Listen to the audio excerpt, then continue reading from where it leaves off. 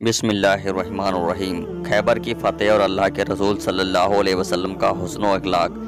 جنگ خیبر کی جیت کا قصہ پڑھیں اور اپنے تمام دینی بھائی بہنوں تک ضرور بھیجیں۔ خیبر مدینے سے لگ بھگ 16 میل کی دوری پر ہے۔ یہاں کی پوری آبادی یہودی کی تھی۔ یہ لوگ ایک جگہ اکٹھا ہو کر نہیں رہتے تھے بلکہ پاس پاس کی گھاٹیوں میں پھیلے ہوئے تھے۔ ان کے قلعے کھجور کے باغوں اور گیہوں کے کھیتوں کے بیچ تھوڑی دوری پر بنے ہوئے تھے اور یہی بستی اب یہودیوں کی سازش کا مرکز تھی۔ اس کو توڑنا بہت ہی ضروری تھا۔ پاس ہی غطفان قبیلہ رہتا تھا۔ ان لوگوں سے یہودیوں کے تعلقات و سمجھوتے کے بعد قریش اور ان کے دوست قبیلوں کی طرف سے مسلمان بے فکر ہو گئے تھے، لیکن دوسری رکاوٹ ابھی موجود تھی۔ خیبر کے یہودی سدا اس طاق میں لگے رہتے تھے کہ کوئی موقع آئے اور مسلمانوں کے خلاف لوگوں کو بھڑکائیں۔ اب اپنے ان کی اور دھیان دیا اور محرم 7 ہجری 628 میں آپ اسلامی فوج کے ساتھ ایک دن صبح ہی وہاں جا پہنچے۔ ڈر تھا کہ یہودیوں سے لڑائی ہوئی تو لوگ ان کی مدد کریں گے، اس لیے آپ نے فوج کو حکم دیا کہ ایسی جگہ پر پڑاؤ ڈالو جو ان قبیلوں اور یہودیوں کی بیچ کی بستی میں ہو۔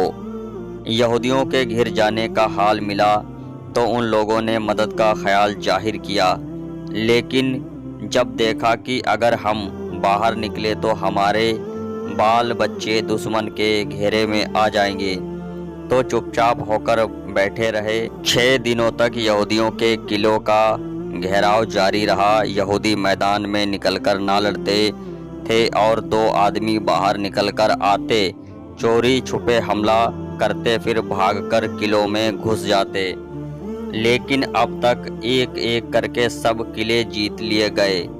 یہودیوں نے ہار مان لی۔ اس لڑائی میں لگ بھگ 93 یہودی مارے گئے، 15 مسلمان شہید ہوئے۔ بہت سا غنیمت کا مال ہاتھ آیا، اسے آپ نے یہودیوں کو واپس کر دیا۔ اس سے اثر لے کر ایک یورپین تاریخ خواندہ نے لکھا ہے کہ کیا واقعہ ثبوت ہے کہ اس بات کی کہ آپ کے دل میں ان گندھوں کی جتنی عزت تھی، یہودی اس احسان کو بھی بھول نہیں سکتے۔ رومیوں کا یروشلم پر قبضہ ہوا تو انہوں نے پوتر گرنتھ کو ذلیل کرنے میں کوئی کسر نہیں چھوڑی، جلایا بھی اور پیروں تلے روندا۔ پھر بھی عیسائیوں نے اسپین میں یہودیوں کے ساتھ لڑائی کے وقت اس پوتر گرنتھ کو بڑی بے عزتی کے ساتھ جلایا، اور حضرت محمد مصطفیٰ صلی اللہ علیہ وسلم اور ان سب لوگوں کے برتاؤ میں کتنا فرق ہے۔ خیبر کی پوری جیت کے بعد آپ صلی اللہ علیہ وآلہ وسلم نے یہودیوں کو اس کی اجازت دی کہ وہ اپنی وگاتی میں رہیں، کھیتی باڑی باغوں کی دیکھ بھال خود کریں، لیکن پیداوار کا آدھا انہیں بیت المال اسلامی خزانے میں جمع کرنا پڑے گا۔ سب مل کر اس گھیرے میں 1 مہینے کا وقت لگا۔ یہاں سے واپس ہوتے ہوئے فدق کے یہودیوں سے بھی انہی شرطوں پر سمجھوتا ہو گیا۔ آپ نے سدا اگلے نبیوں کے ماننے والوں کی طرف سے میل محبت کا ہاتھ بڑھایا۔ اس نے صلح صفائی رکھنے کی خواہش کی۔ مدینہ پہنچے تو یہودیوں میں سمجھوتا کر لیا، لیکن اس کی ان باتوں کو وہ مسلمانوں کی کمزوری سمجھ رہے تھے، اور جب بھی موقع ملتا وہ لوگ چپکے سے یا کھلم کھلا گڑبڑی کرنے میں کوئی کسر نہیں چھوڑتے۔ ان کو اپنی اولاد اور طاقت پر بہت بڑا گھمنڈ تھا۔ ایک بار بھی کسی نے یہ کہہ دیا تھا کہ وہ لوگ قریش نہیں ہیں، وہ لڑنا کیا جانے۔ ان پر آپ نے جیت حاصل کر لی۔ اگر کبھی ہم نے سامنا ہوا تو پتہ چلے گا کہ بہادر ایسے ہی ہوتے ہیں۔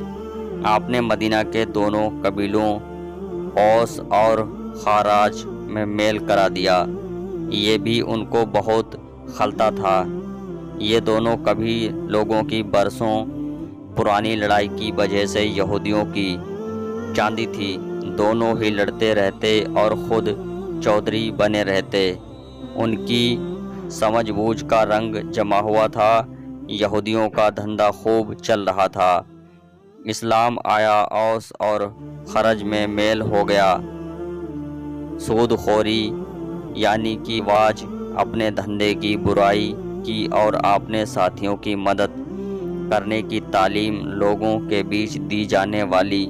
इसमें से वह केस का असर कुछ इस तरह से पड़ने लगा कि उन लोगों ने जो जाल बिछा रखा था वह धीरे धीरे टुकड़े होने लगे।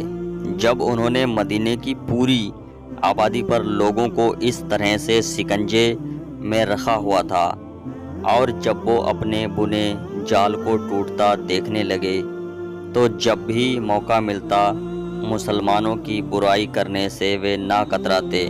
ऐसे ही सच्चे किस्से सुनने के लिए हमारे चैनल को सपोर्ट करें।